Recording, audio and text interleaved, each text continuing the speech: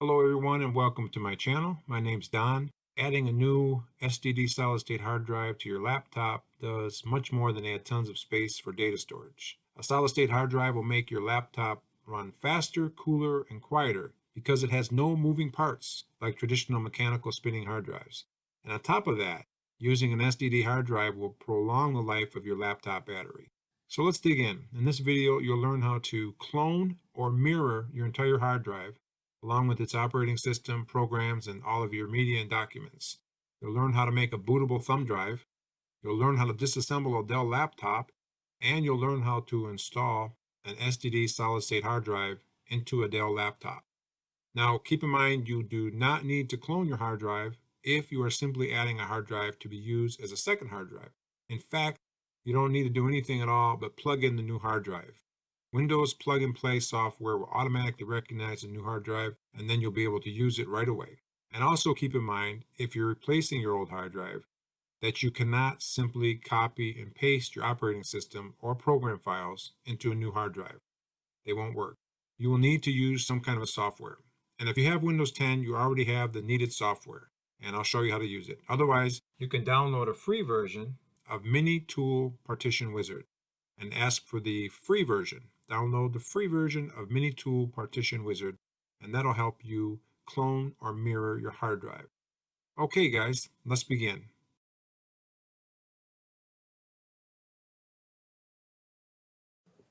Okay, first thing you want to do is go in the search bar on the bottom and type in Control Panel. And let's open up the Control Panel. Look here where it says System and Security. Click on Backup and Restore, Windows 7, even though it's a Windows 10. And from here, you're just going to create a system image. Going to look for your backups. You want to confirm everything. Take a peek at the drives there and make sure everything looks right. I'm going to be putting all my stuff on a hard drive called Z, and hit Next. This page here shows you, confirms your backup settings, shows you what's going to be copied and backed up onto your Z, in my case, my Z hard drive, which is an external hard drive that I have.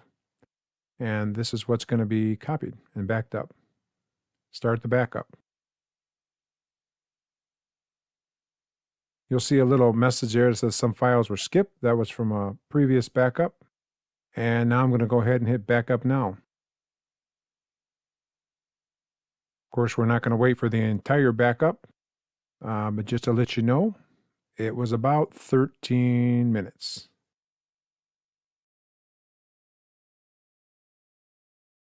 The next thing we're going to do is make a bootable thumb drive. First thing you need to do is grab a thumb drive, and hopefully there's no important information. If you need anything on there, go ahead and copy it. You can leave it on there if you want to. It'll just be erased and formatted. So first thing I'm going to do is go down to the search bar on the bottom. We're going to type in recovery.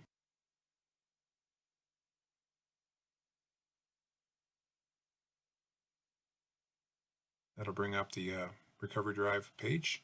And make sure you uncheck the little box there that says backup system files to recovery drive. Uncheck that because you don't need all those for a bootable disk. And it would take forever to actually copy onto your thumb drive. Go ahead and hit Next. It's going to erase all your files that you have on there. It gives you a warning here, apparently. And if it looks fine and you don't mind, let's keep moving forward. Hit Next, hit Create. It's reminding you once again that every file that's on the thumb drive will be erased and written over. And now it's going ahead and it's creating your bootable thumb drive that you're going to want to put in a nice safe place when it's all said and done. I'm not going to stay for the whole thing, but it took about 3 minutes maybe to finish, and that's about it.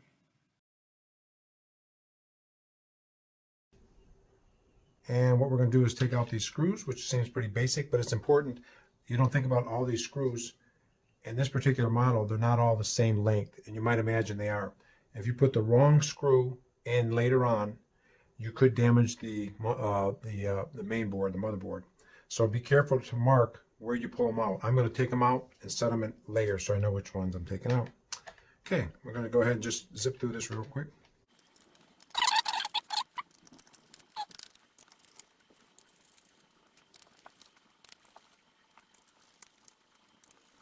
I got the screws lined up 4, 2, and 3 up here, so I don't mix them up when I put them back. It's really important. Now, when you go to separate the cover and pull it off, and especially in this particular computer, it's extremely tight. It's almost as if it's waterproof, and they expected nobody to ever get inside of it. When you separate it, you should use a plastic credit card or some kind of a thin plastic is the best way to do it, and that's what's recommended, so you don't scratch the surface. I'm not going to do that. I got a little tool here, and it's metal, it's pretty soft, and it's got rounded edges. This is what I'm going to use.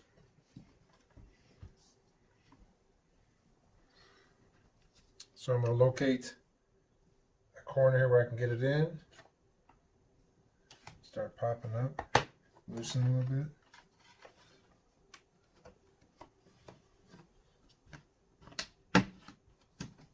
Go all the way around. Oh, incidentally, of course, make sure there's nothing plugged in, no peripherals, nothing plugged in. It's totally separated from everything. This one came up pretty easy.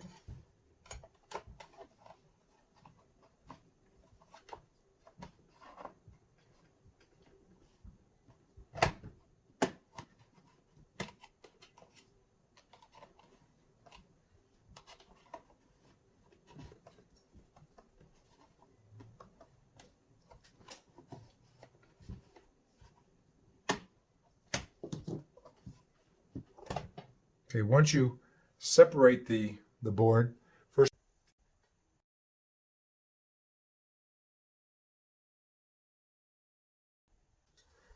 and just put the cover, once you get that somewhere, I would put it this way. You don't want to mess up anything here. You probably won't, but put the cover somewhere careful. Okay, I'm going to position this a little different so I can work on it. All right, what I'm going to be doing, first thing is first, I'm going to disconnect. This is the battery right here. We're going to disconnect that, and it's right here in the motherboard is a little, usually it's taped, just pull it out like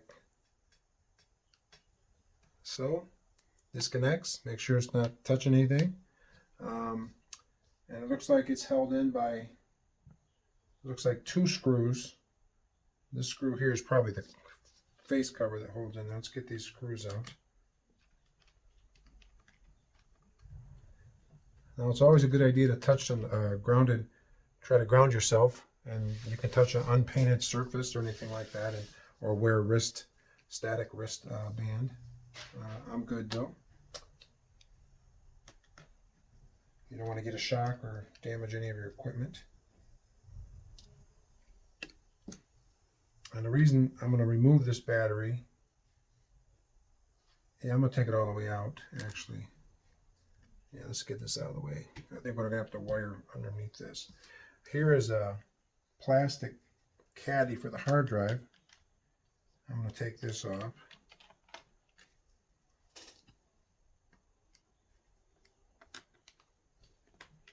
That's kind of nice. They give you a little caddy apparently.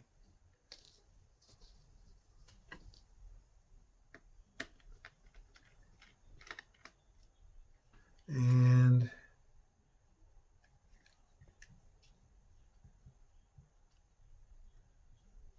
let's see. Oh, there we go. And it comes with a cable, so that's good. Comes with a cable. Save yourself a couple bucks. Kind of taped down there a little bit. It's not the nicest caddy, but it'll work.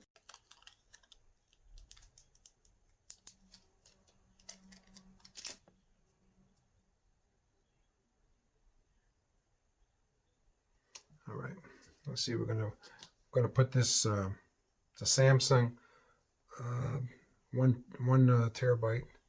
Here's the name on it.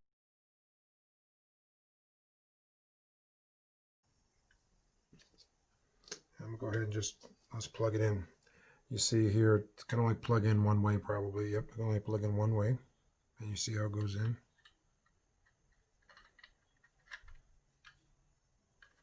Make sure you got a snug fit, like so. There's a slot right here. You'll see it says HDD on your motherboard. That's where it's going to go in a minute. Oh, this comes with 4 screws. That's good too. We're going to use these screws to attach it to the caddy. Comes with 4 screws. What a deal. Save yourself a lot of money. A little bit.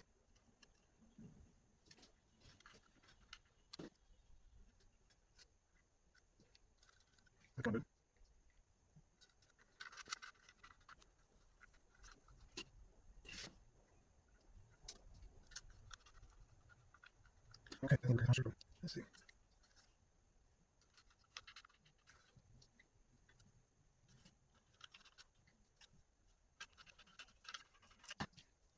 Just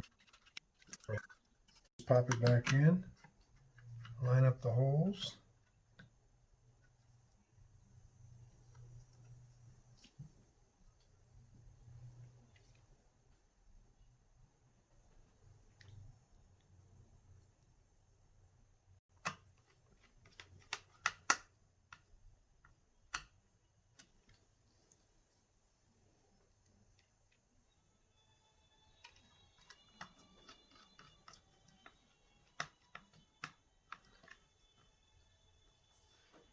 And it's nice and secure. And if you noticed, I lost a screw. That happens. I'm going to tip it over just to make sure it doesn't fall in. Nope. Okay, we're going to go on. As you see, this little thing on the motherboard has a little flap. It goes up and down.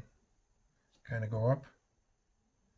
Plug this wire in on the blue side up so you can see the word MB. You don't want this side up. You want that side up. So stick it in, kind of put in a little bit. Just, you don't have to force it in, just get a little bit in there, or grip it really well, and you snap it down. Give it a little pull. It's nice and snug. Nice and snug here. Everything looks good there. Let's put this battery back.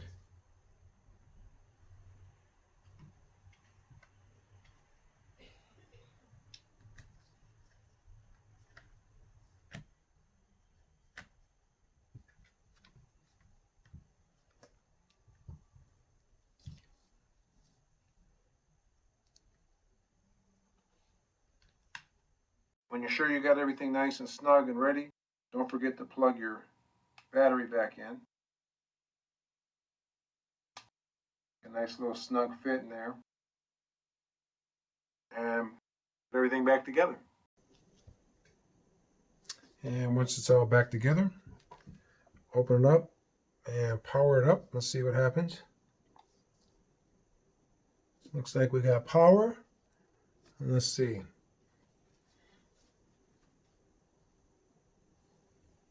And let's see if we recognize this. I'm going to open my File Explorer. And there it is. Disk 2. This was the disk I had in there. And this is the second disk. Successful. If this video was at all helpful, how about a thumbs up?